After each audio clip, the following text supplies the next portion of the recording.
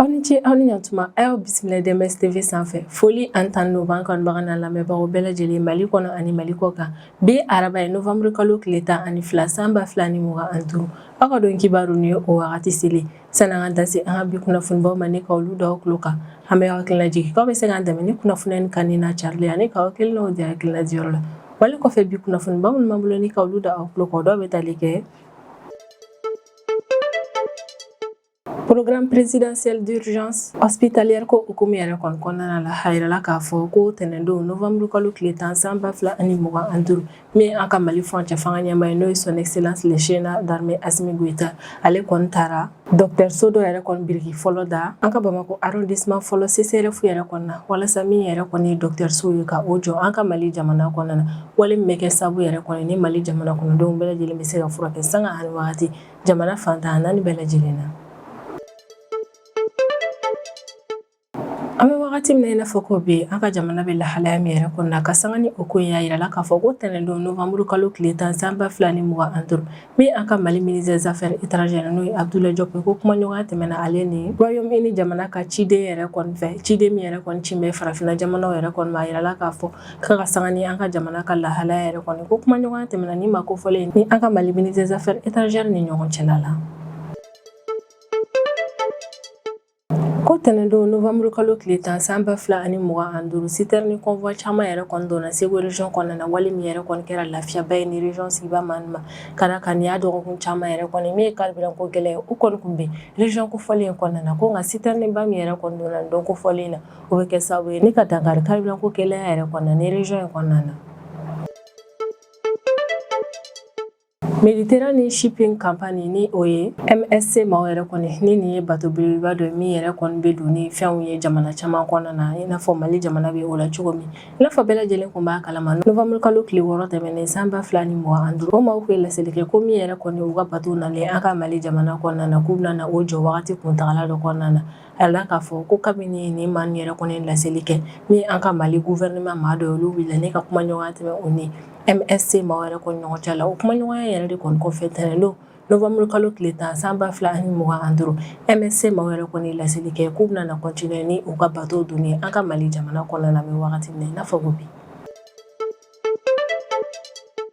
Ka sanga ni crise min bɛ sen na an ka Mali jamana kɔnɔna min ye Union africaine maaw ka commission maaw ye olu bɛ communiqué kɛ don tɛmɛnenw na communiqué min kɔnɔna na u bɛ laseli yɛrɛ kɔni kɛ diɲɛmɔgɔ ma k'a laɲini don diɲɛmɔgɔ bɛɛ lajɛlen yɛrɛ kɔni fɛ u ka fara ɲɔgɔn kan ni ka na Mali yɛrɛ kɔni dɛmɛ ka d'a kan bɛ wagati min na i n'a fɔ ko bi ko crise humanitaire ale ni crise sécuritaire ko kɔni bɛ Mali jamana kɔnɔna na ni kunnafoniba de bɛ an bolo kɔrɔ bi an bɛna minnu walawala aw ye bidon kibaru kɔnɔna na. Tɛnɛndon novembre kalo tile 10 san 2025 min an ka Mali furancɛ fanga ɲɛmaa ye n'o ye son excellence le général d'armée Assimi Goïta ale kɔni taara dɔgɔtɔrɔso jɔ dɔ yɛrɛ kɔni biriki fɔlɔ dali baaraw kɛ a ka Bamakɔ arrondissement fɔlɔ CCRF yɛrɛ kɔnɔna ni biriki fɔlɔ dali yɛrɛ kɔni nana kɛ sababu ye ni ka dɔgɔtɔrɔso 15 yɛrɛ kɔni jɔ an ka Mali jamana kɔnɔna na ni o dɔgɔtɔrɔso 15 jɔlen yɛrɛ kɔni bɛ tali kɛ programme présidentiel d'urgence hospitalière ko yɛrɛ de kɔni hukumu na furancɛ fanga ɲɛmaa yɛrɛ kɔni taara ni dɔgɔtɔrɔso birikida fɔlɔ baara min yɛrɛ kɔni kɛ an ka Bamakɔ yɛrɛ kɔni kɔnɔna na a yirala k'a fɔ ko o kɛyɔrɔ yɛrɛ kɔnɔna min an ka Mali gouvernement membre ye k'olu caman tun bɛ yen o maa ninnu dɔw ye an ka Mali kɛnɛyako ministre ni o ye colonel Assane Bajalilu Ture ale tun bɛ conseil national de transition ni o ye CNT olu ka président ni o ye Malick Dia o fɛnɛ tun bɛ yen nɔ fo ka taa se an ka Mali gouvernement maa caman yɛrɛ kɔni ma a yirala k'a fɔ ko nin bɛɛ lajɛlen yɛrɛ de kɔni tun bɛ birikidali fɔlɔ baara in yɛrɛ kɔni kɛyɔrɔ la ni cérémonie kɛyɔrɔ yɛrɛ kɔnɔna min an ka Mali kɛnɛyako ministre ni o ye colonel Assane Bajalilu Ture ale bɛ kuma a y'a yira k'a fɔ k'an bɛ wagati min na i n'a fɔ ko bi ko jamana yɛrɛ kɔni kɔnɔna na kɛnɛyako o ye jamana kɔnɔden bɛɛ lajɛlen ka hakɛ de ye wa min yɛrɛ kɔni ye gouvernement ma olu ka priorité ba dɔ fɛnɛ don a bɛ furancɛ fanga ɲɛmaa ni o ye son excellence le général d'armée Assimi Goïta ye a bɛ o fo kosɛbɛ u ka ko ye cogo la ka d'a kan ko min yɛrɛ kɔni furancɛ fanga ɲɛmaa ye k'a kɛmɛ ne ka jamana kɔnɔdenw ka jɔrɔna ko bɛɛ lajɛlen yɛrɛ kɔni bila a ka ko ɲɛnabɔtaw la teliya la ko ni projet baara min yɛrɛ kɔni nana daminɛ an bɛ wagati min na i n'a fɔ ko bi o ye jaabi de ye ni ka ɲɛsin états généraux de la santé maaw ye u ka ɲɔgɔn ye min yɛrɛ kɔni kɛ san 2024 décembre kalo wagati olu ka o ɲɔgɔn ye yɛrɛ kɔnɔ recommandation ba mun yɛrɛ kɔnɔ bɔra la ko dɔgɔtɔrɔso ni jɔlen yɛrɛ kɔnɔ bɛ tali kɛ o recommandation ni jaabi le lamɛ wagati min na ina fɔ ko bi Kolonɛl Asan Badialo Ture ni ale de an ka Mali kɛnɛyako minisiri a b'a ka wale ɲuman dɔ kɛ ne ka ɲɛsin an ka Mali furancɛ fanga ma kala ka ko sanga ani wagati min an ka Mali furancɛ fanga ɲɛmɛ a bɛ an ka jamana kɛnɛyako projet o bɛɛ lajɛlen jukɔrɔma don wa y'a yira k'a fɔ ko dɔgɔtɔrɔso jɔ baara mun yɛrɛ kɔnɔna na daminɛ an ka Mali jamana kɔnɔna na ko kɔni ye fɛn min b'a yira Mali jamana kɔnɔdenw bɛɛ lajɛlen la k'a fɔ komi an ka Mali autorité olu bɛ fɛ ka fɛɛrɛ bɛɛ lajɛlen latigɛ ne ka na ni dɔgɔtɔrɔso kuraw ni minɛn ɲumanw yɛrɛ kɔni an ka jamana kɔnɔna na wali min bɛ kɛ sababu ni Mali jamana kɔnɔdenw bɛ se ka furakɛ sanga ani wagati jamana fantan naani bɛɛ lajɛlen na ala k'a fɔ ko furancɛ fanga ɲɛmaa yɛrɛ kɔni kan tagali yɛrɛ kɔni sen fɛ ko a taara yɔrɔ min yɛrɛ kɔni na o quartier sigibaw yɛrɛ kɔni bɔra i n'a fɔ jamakulu ka furancɛ fanga ɲɛmaa yɛrɛ kɔni kunbɛ cogo ɲuman na ni tɛgɛrɛ fɔ ale nisɔndiya yɛrɛ kɔni ko ni projet min yɛrɛ kɔni sigilen filɛ nin ye sen kan ni projet min yɛrɛ kɔni nana kɛ sababu ye ni an ka Bamakɔ kɔnɔna na arrondissement 6 minnu yɛrɛ kɔni bɛ CCRF min bɛ o arrondissement nin bɛɛ lajɛlen kɔnɔna na k'olu bɛɛ lajɛlen yɛlɛma ni ka u kɛ hôpital de district ye ko fɛnɛ tɛmɛlen kɔfɛ dɔgɔtɔrɔso kura 2 yɛrɛ kɔnɔna na jɔ bila ale ni Kangaba localité la ko dɔgɔtɔrɔso 7 fɛnɛ bɛna na jɔ San Kucala Buguni Joyila Nioro Bajangara ale ni Kulikoro région yɛrɛ kɔni fɛnɛ kɔnɔna na k'i n'a fɔ an ka Bamakɔ arrondissement 3 CCRF yɛrɛ kɔni yɛlɛmana cogo min ni an ka Bamakɔ kɔnɔna na ni o ye Mali faaba ye ko CCRF fɛn fɛn yɛrɛ kɔni bɛ yen nɔ olu bɛɛ lajɛlen yɛrɛ kɔnɔna na yɛlɛma ni ka ɲɛda kura yɛrɛ kɔni di u ma an bɛ wagati min na i n'a fɔ ko bi ko yɛlɛma bɛna na don CCRF minnu na an bɛ wagati min na i n'a fɔ ko bi ko yɛlɛma in yɛrɛ kɔnɔna a yiralen don k'a fɔ k'u bɛna na bâtiment nin yɛrɛ kɔni kɛ étage 4 fo ka taa se étage 5 ninnu ma ko CCRF dɔw yɛrɛ kɔnɔna na yɛlɛma ni ka kɛ rez-de-chaussée 1 ale ni étage 3 dɔw ye rez-de-chaussée 1 ale ni étage 4 wa o dɔgɔtɔrɔso nin yɛrɛ kɔni kɔnɔna na dilan minnu yɛrɛ kɔnɔna na bila yen nɔ ni banabaatɔw bɛ se ka da o kan k'o bɛ caya ni dilan 80 ko dɔgɔtɔrɔso kura minnu bɛna na jɔ an ka Bamakɔ kɔnɔna na ko dɔgɔtɔrɔso kura nin yɛrɛ kɔni kɔnɔna na dilan minnu yɛrɛ kɔnɔna na da yen nɔ ni o dilan nin yɛrɛ kɔni dakun de walasa banabaatɔw bɛ se ka da yen nɔ k'u furakɛ cogo min yɛrɛ kɔnɔna ko dilanw bɛ taa fo dilan 105 yɛrɛ de kɔnɔna a yɛlɛ k'a fɔ ko ni dɔgɔtɔrɔso minnu yɛrɛ kɔnɔna na jɔ an ka Bamakɔ ale ni région yɛrɛ kɔni kɔnɔna na ko dɔgɔtɔrɔso nin yɛrɛ kɔni kɔnɔna na minɛn ɲuman ale ni fɛn ɲumanw bɛɛ lajɛlen bɛna na kɛ walasa ni furakɛli teliman kow yɛrɛ kɔnɔna na dɔgɔtɔrɔso maaw ka se ka o baara ninnu kɛ teliya la min ye banabaatɔ layɛw ye o fɛnɛ bɛ se ka kɛ fo ka taa se opération yɛrɛ kɔni ma ko fɛɛrɛ bɛna latigɛ o ka se ka kɛ ni dɔgɔtɔrɔso nin bɛɛ lajɛlen kɔnɔna na ko an ka Bamakɔ arrondissement fɔlɔ ni arrondissement 6nan yɛrɛ kɔni kɔnɔna na ko dɔgɔtɔrɔso min yɛrɛ kɔnɔna na jɔ yen nɔ komi o dɔgɔtɔrɔso nin yɛrɛ kɔni olu sigiyɔrɔ ka ɲi kosɛbɛ ko yɛrɛ de kɔni na min ye an ka Mali autorité ye u bɛna unité dɔ yɛrɛ kɔni sigi unité minnu yɛrɛ kɔni bɛ hémodialyse yɛrɛ kɔni kɛ ni o hémodialyse kɛyɔrɔ in yɛrɛ kɔni sigira ni dɔgɔtɔrɔso 2 nin yɛrɛ kɔni na k'o bɛ kɛ sababu ye ni RN dɛsɛ ko bana bɛ maa minnu na an ka Mali jamana kɔnɔna ni olu bɛ maakɔnɔni yɛrɛ kɔnɔna ka fɛɛrɛ latigɛ ni ka dɔ bɔ olu ka dimiw yɛrɛ kɔnɔna ni hémodialyse kɛli ye u la jamana kɔnɔna na an ka Mali autorité yɛrɛ kɔni ka kɔrɔfɔ la ko ni dɔgɔtɔrɔso fɛn fɛn yɛrɛ kɔni na jɔ an ka jamana yɛrɛ kɔni kɔnɔna na k'a musaka bɛɛ lajɛlen yɛrɛ kɔni bɔra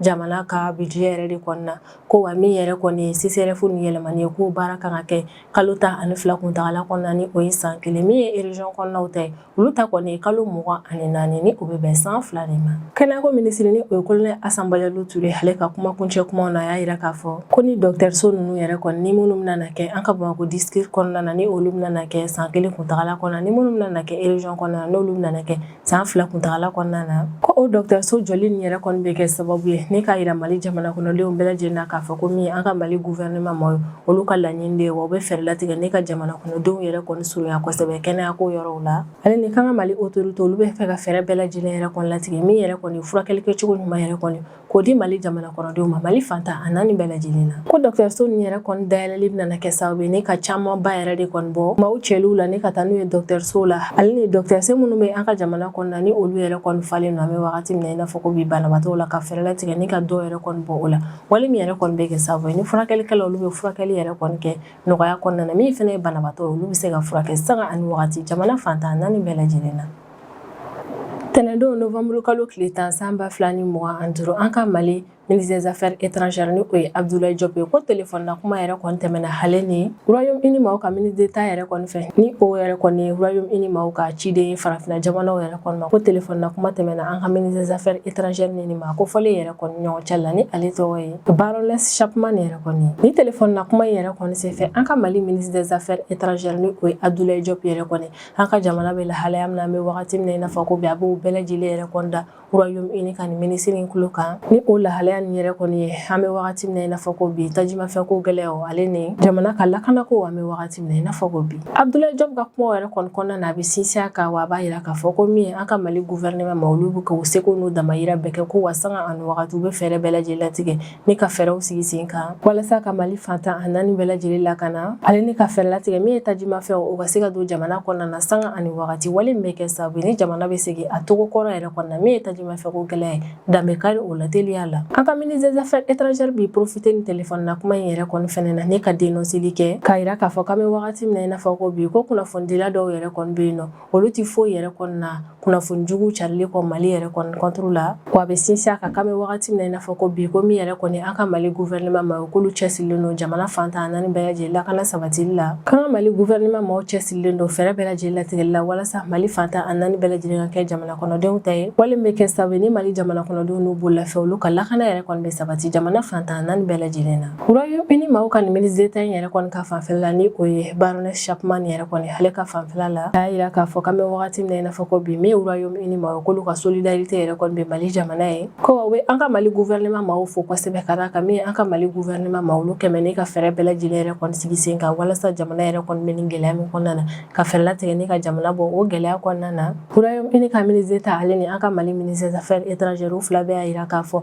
ko kumaɲɔgɔnya yɛrɛ kɔni tɛmɛna u ɲɔgɔn cɛ la cogo min na k'o y'u nisɔndiya kosɛbɛ ka d'a kan kumaɲɔgɔnya in kɛra kumaɲɔgɔnya tilennen ye wa min an ka Mali ministre des affaires étrangères n'o ye Abdoulaye Diop ale bɛ sinsin a kan ka kuma in yɛrɛ kɔni kɔnɔna na ko min yɛrɛ kɔni an ka Mali gouvernement maaw ye olu cɛsirilen don fɛɛrɛ bɛɛ lajɛlen latigɛli la kumaɲɔgɔnya ka tɛmɛ u ni jamana wɛrɛw ni ɲɔgɔn cɛ la bonya ale ni karama kɔnɔna na wa Abdoulaye Diop a bɛ Royaume-Uni maaw yɛrɛ kɔni fo u ka ko kɛcogo in na kosɛbɛ ka d'a kan ko u ma taa maa si yɛrɛ kɔni lamɛn u ye Mali autorités yɛrɛ kɔni wele walasa ka se ka u lakunnafoniya Mali lahalaya la an bɛ wagati min na i n'a fɔ ko bi ko o yɛrɛ kɔni jara olu ye kosɛbɛ a yirala k'a fɔ ko kumaɲɔgɔnya min yɛrɛ kɔni tɛmɛna an ka Mali ministre des affaires étrangères ni Royaume-Uni ka ciden yɛrɛ kɔni ɲɔgɔn cɛ la ko kumaɲɔgɔnya yɛrɛ kɔni jara fan fila ma bɛɛ lajɛlen yɛrɛ kɔni ka d'a kan kumaɲɔgɔnya yɛrɛ kɔni kɔnɔna na min ye Royaume-Uni ma olu sera ka Mali situation ko don an bɛ wagati min na i n'a fɔ ko bi o y'a yira k'a fɔ ko min yɛrɛ kɔni Royaume-Uni ma k'olu ka jukɔrɔma dɔ bɛ Mali an bɛ wagati min na i n'a fɔ ko bi a ka nin wagati gɛlɛn ninnu kɔnɔna na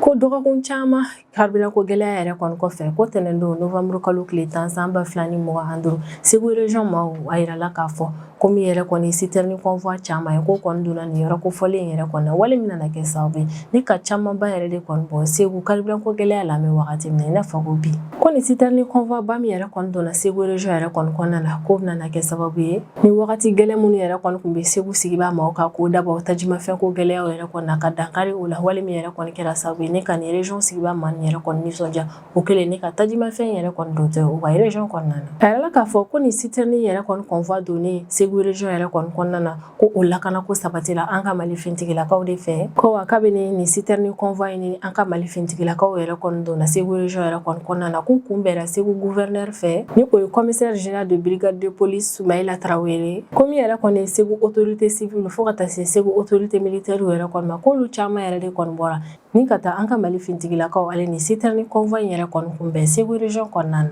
min yɛrɛ kɔni ye Segu gouverneur ye a b'a ka wale ɲuman dɔ kɛ ni ka ɲɛsin an ka Mali fintigilakaw fɛ ka d'a kan k'olu ka baara kɛ ko ɲuman o yɛrɛ de kɔni kɛra sababu ye ni tajimafɛn yɛrɛ kɔni sera ka escorter ni k'a ladon Segu région kɔnɔna na lakana yɛrɛ kɔnɔna na a bɛ tila ka foliba kɛ ni ka ɲɛsin Segu région sigibaa maaw yɛrɛ kɔni ma ka d'a kan k'a ka sanga ni nin wagati gɛlɛn yɛrɛ kɔni ko Segu sigibaa maaw bɛɛ lajɛlen yɛrɛ kɔni minnu na ko wa bɛɛ y'a ta ni hakili yɛrɛ kɔni maa si yɛrɛ kɔni m'a essayer k'a fɔ k'a bɛna ni furugufurugu ye région in kɔnɔna na ko nin carburant convoi ba min yɛrɛ kɔni donna Segu région kɔnɔna na k'a bɛna kɛ sababu yɛrɛ kɔni ni Segu région kɔnɔna na maa minnu yɛrɛ kɔni kun bɛ baara la n'olu ka baara jɔna k'o da yɛrɛ kɔni bɔ tajimafɛn ko gɛlɛya la ka olu ka baaraw yɛrɛ kɔni daminɛ min fɛnɛ ye population yɛrɛ kɔni ka taa ni ka segin u ka région kɔnɔna na k'o fɛnɛ yɛrɛ kɔnɔna na nɔgɔya ni maa ninnu bolo ni nin tajimafɛnba in yɛrɛ kɔni donni région in kɔnɔna na an bɛ wagati min na i n'a fɔ ko bi min an ka Mali autorité olu bɛ k'u seko n'u damayira bɛɛ lajɛlen yɛrɛ kɔni kɛ walasa ka se ka fɛɛrɛ latigɛ min ye Mali fantan a naani bɛɛ lajɛlen k'a daminɛ Bamakɔ la fo ka taa se région tɔw bɛɛ lajɛlen yɛrɛ kɔni ma an ka Mali autorité bɛ ka fɛɛrɛ bɛɛ lajɛlen latigɛ walasa bɛɛ lajɛlen ka se ka tajimafɛn sɔrɔ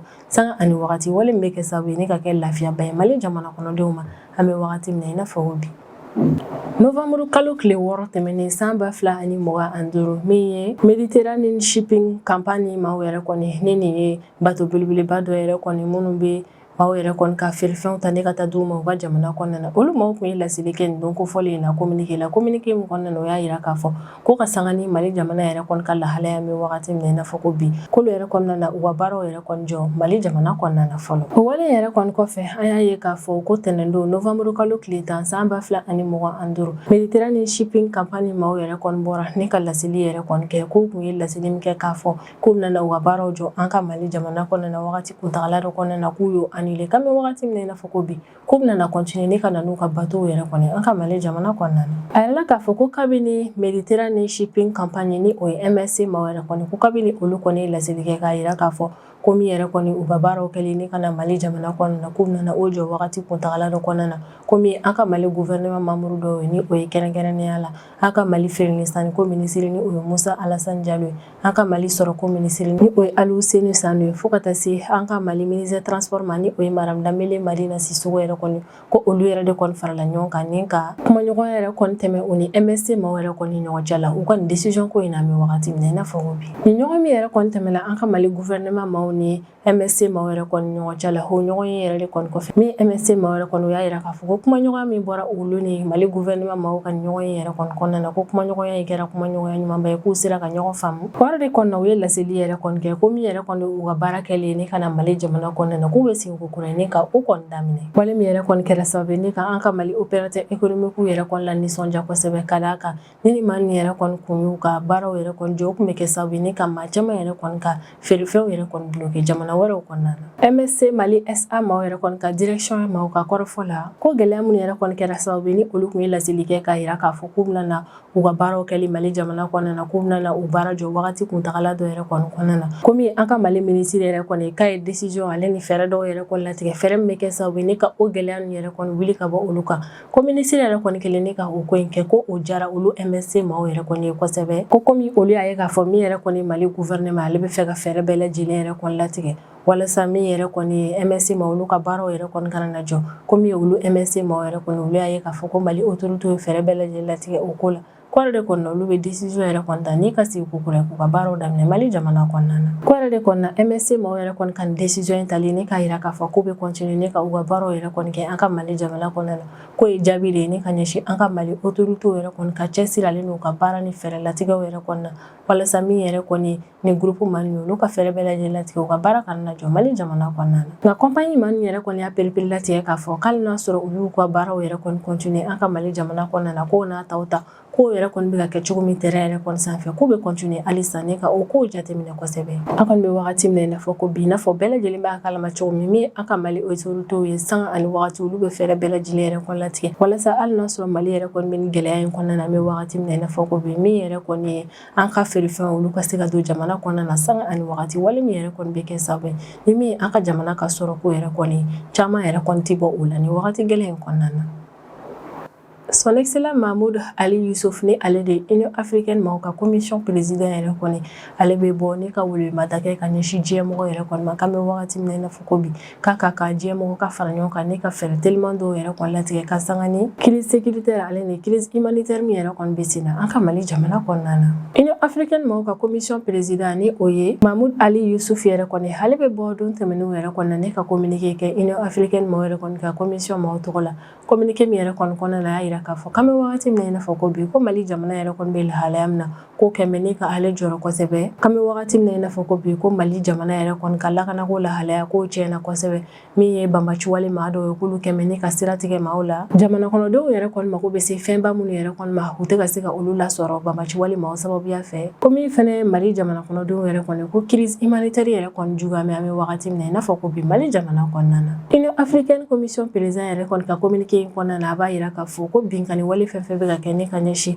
Mali jamana kɔnɔdenw yɛrɛ kɔni ma ko min Union Africaine maaw ye k'u bɛ o ko in yɛrɛ kɔni condamné kosɛbɛ ka d'a kan ko binkani wale minnu yɛrɛ kɔni kɛra ne ka ɲɛsin jamana kɔnɔdenw ma k'o kɛra sababu ye ne ka maa dɔw yɛrɛ kɔni bɔnɛ o ni na ko min yɛrɛ kɔni Union Africaine maaw ye k'u tɛ jɛn ni o ko in ye a bɛ tila k'a yira k'a fɔ ko wagati laban yɛrɛ kɔni na min banbaciwale maaw yɛrɛ kɔni k'olu ye jamana wɛrɛ ka jamana kɔnɔdenw yɛrɛ kɔni minɛ ni o ye kɛrɛnkɛrɛnnenya la Égypte ka ressortissant 3 minnu yɛrɛ kɔni minɛna banbaciwale maaw yɛrɛ kɔni fɛ k'an bɛ wagati min na i n'a fɔ ko bi ko min yɛrɛ kɔni Union Africaine maaw ye k'u bɛ o maa ninnu minɛli ni ka taa n'u ye k'u kɔnɔna kosɛbɛ wa bɛ wele ma da kɛ ni ka ɲɛsin maaw yɛrɛ kɔni ma minnu kɛmɛ ni ka ni maa ninnu minɛ an bɛ wagati min na i n'a fɔ ko bi ko min ye Union africaine maaw yɛrɛ kɔni k'a b'a wajibiya ni maa nin yɛrɛ kɔni kan u ka fɛɛrɛ bɛɛ lajɛlen latigɛ ni ka Egypte ka nin ressortissant 3 nin yɛrɛ kɔni labila teliya la ka sɔrɔ hali condition foyi ma k'a la wa a bɛ hakililajigi yɛrɛ kɔni kɛ k'u ka jamana kɔnɔdenw yɛrɛ kɔni minɛ ni ka taa n'u ye ka sɔrɔ u ma jɛ ni a ye ko min yɛrɛ kɔni droit international yɛrɛ kɔni ko wale in bɛ o kɔnɔnafɛnw yɛrɛ kɔni violer kosɛbɛ Union africaine commission président yɛrɛ kɔni ka communiqué in kɔnɔna na a b'a yira k'a fɔ k'a bɛ fɛ diɲɛmɔgɔ yɛrɛ kɔni ka fara ɲɔgɔn kan ni ka fɛɛrɛ kɛrɛnkɛrɛnnen dɔw yɛrɛ kɔni latigɛ walasa min yɛrɛ kɔni banbaci wale ale ni wale jugu yɛrɛ kɔni kɛlen ye Sahel yɛrɛ kɔni région kɔnɔna na ka fɛɛrɛ latigɛ ni ka dankari o la ale ni ka o kɛlɛ ni ka bɔ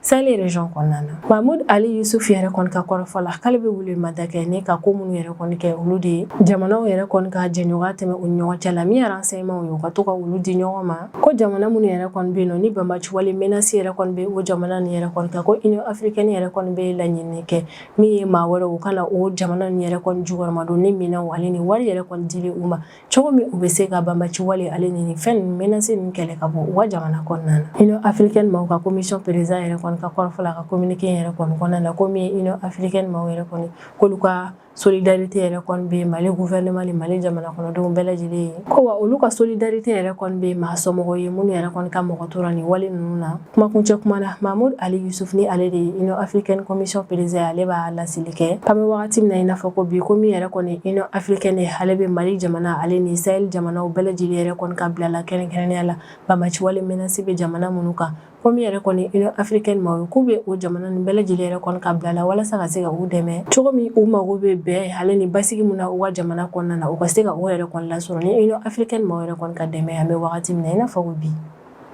ni ne bɛ dan sigi an ka bidon kibaru la an b'an kanubaga n'an lamɛnbagaw bɛɛ lajɛlen fo Mali kɔnɔ ani Mali kɔ kan an bɛ hakilina jigin k'aw bɛ se k'an dɛmɛ ni kunnafoniya kan ni na carili ani k'aw hakilinaw di hakilina diyɔrɔ la wale kɔfɛ an b'a fɔ yan ko aw k'an bɛn a ɲɔgɔnna wɛrɛ ma